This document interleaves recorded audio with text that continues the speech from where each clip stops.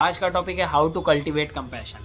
तो आज के ज़माने में ये बहुत ज़रूरी है क्योंकि एको चैम्बर्स बनते जा रहा है इंटरनेट पे। कोई एक दूसरे का बात सुनना नहीं चाहता। बहुत बड़ा आज के समय में ये दिक्कत है। मेजॉरिटी तो ठीक ठाक ही है, लेकिन जब कोई एक ऐसा थॉट तो ज़रूर होता है जिस पे अगर अटैक कर दिया तो फिर आपको पूरा गुस्सा आ जाएगा और आप उस पर फायर हो जाएंगे और आप मतलब सारा कंपैशन को पानी में डाल देंगे। तो देखिए, इसका सबसे सिंपल उपाय है, देखिए कंपैशन बिल्ड करना एक तो क्यों है ये समझिए कि भले आप कहेंगे कि वो मेरे से एग्री नहीं करता था, मुझसे क्यों कंपैशनेट हो। तो बात है कि देखिए, आपको अपना व्यू पॉइंट सही लग रहा है, उसको अपना व्यू पॉइंट सही लग रहा है। ऐसे करने से क्या होगा, ऐसे सिर्फ लड़ाई पे बात आ जाता है। जब तक आप आगे वाले का सुनना नहीं चाहेंगे तब तक वो आपका क्या सुनेगा। तो यही है, ईगो का सबसे बड़ा यही प्रॉब्लम ही है कि उसमें कंपैशन होता ही नहीं है। इंसान आजकल दूर अपने एक दूसरे से इसलिए तो होते जा रहा है कि एक दूसरे के प्रति अंडरस्टैंडिंग नहीं है कि वो क्यों वैसा कर रहा है। तो हम बहुत सिंपल आपको एक लेंस देंगे जिससे आपका पूरा व्यू ही चेंज हो जाएगा। तो वो ये है कि आज से आप सबको बच्चा जैसा देखना शुरू कीजिए, चाहे वो बूढ़ा भी हो लेकिन आप उसको बच्चा देखना शुरू कीजिए। क्यों? क्योंकि देखिए अल्टीमेटली वो भी इतना सा ही छोटा सा बच्चा था।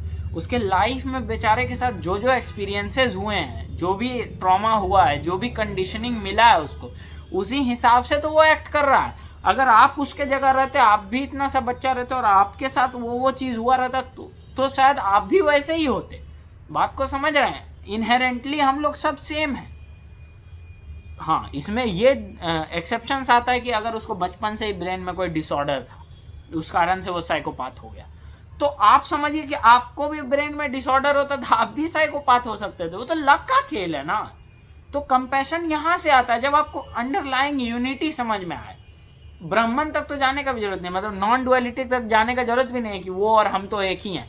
आप कॉमन सेंस से भी समझिए ना कि सच में तो वो भी बच्चा ही था, आप भी इतना ऐसा ही आए थे जब बोल भी नहीं पाते थे। समझ रहे हैं? तो ये लेंस से आप जब भी देखेगा ना दूसरों को, तो आपको समझ में आएगा कि ये ऐसे बिहेव क्यों कर रहा है। ज़्यादातर लोग जो खुद को स्ट्रांग या बड़ा दिखाना चाहता है वो इसलिए करता है क्योंकि वो देखा है कि इस चीज़ से उसको अटेंशन मिल जाता है। समझ रहे हैं? तो वो अटेंशन के लिए कर रहा है, उसका रियल नेचर वो नहीं है। तो इसका ये मतलब नहीं कि आप सबको फॉरगिव करते चलेंगे कि अरे कोई बात नहीं, ऐसा उसके साथ हुआ है इसलिए तो ऐसे कर रहा है, अरे हमको थप्पड़े मारा है, बेचारा के साथ गलत हुआ होगा बच्चा में तो वही चीज़ निकल रहा है। ये करने कोई थोड़ी बोल रहा है। लेकिन बात है कि इनहेरेंटली आपको एक कंपैशन से आप एक्ट करेंगे, हेट से नहीं एक्ट करेंगे। आपको अंदर से थोड़ा समझ तो आएगा कि वो क्यों ऐसा कर रहा है, एक अंडरस्टैंडिंग बनेगा, आपको मैच्योरिटी आपका बढ़ेगा। उसके बाद आपका चॉइस है कि कैसे रिएक्ट करना नहीं करना है, लेकिन एक प्लेस ऑफ लव से आप आ रहे होंगे। कहीं ना कहीं इस लेवल पे ये हो जाता है ना कि मान लीजिए कोई साइकोपाथ है, अगर आपको पता है ये 5-10 लोग को मर्डर करेगा, तो आपको समझ में आ रहा होता है कि देखो ये इंसान है, इसका गलती नहीं है, कहीं ना कहीं इसका ब्रेन का डिसऑर्डर के कारण ये ऐसा हो गया। आपको कंपैशन अंदर से रहेगा, लेकिन आप फिर भी एज एन, मान लीजिए आप पुलिस ऑफिसर अगर हैं, एज ए पुलिस ऑफिसर आप फिर भी उसको जस्टिस पे लाएंगे और हो सकता है आप उसको हैंग भी करवाएं। लेकिन आपको एक अंदर से आप कहाँ से एक्ट कर रहे हैं? लव के थ्रू एक्ट कर रहे हैं। This is exactly what Jesus meant when he said love even your enemies. तो इसका रीज़न है, दिक्कत यही है। हम लोग क्या चाहते हैं कि हम लोग सुनते हैं कुछ तो हम लोग को कर देना चाहिए। जैसे सुने कि हाँ लव इवन योर एनिमी, आज से भाई सबसे प्यार करेंगे, लेकिन इसका इनहेरेंट रीज़न समझ में ही नहीं आएगा तो प्यार कहाँ से आएगा? ज़बरदस्ती बनावटी प्रेम आप दिखा रहे हैं तब तो। समझ रहे हैं? लेकिन अगर आप अंदर से समझे कि हाँ बात तो सही है यार, सब तो बच्चा ही था, तो फिर आपको खुद से प्यार निकलेगा बाहर, निकालने का जरूरत नहीं है। प्यार आपका रियल नेचर है। Love is one of the pure qualities of your real self. जो आपका रियल आत्मन है उसका क्वालिटी है सबको प्यार करना भाई। क्योंकि ये पूरा दुनिया आत्मा ही बनाया है या परमात्मा ही बनाए हैं, फिर वही इसमें खेल रहे हैं और वही अंत में इसका अंत कर देंगे। आत्मा स्वयं दुनिया को बनाता है, स्वयं उसमें विचरण करता है और लास्ट में स्वयं ही उसको निगल लेता है। तो यही बात है। तो इस पर्सपेक्टिव से आप समझिएगा तो आपको खुद कंपैशन आएगा और ऐसे आपको खुद का भी पता।